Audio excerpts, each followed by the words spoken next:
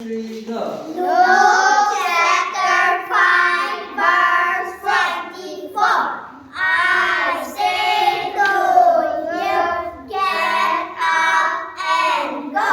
Luke chapter 5 verse 24. This is on the head. 3, go.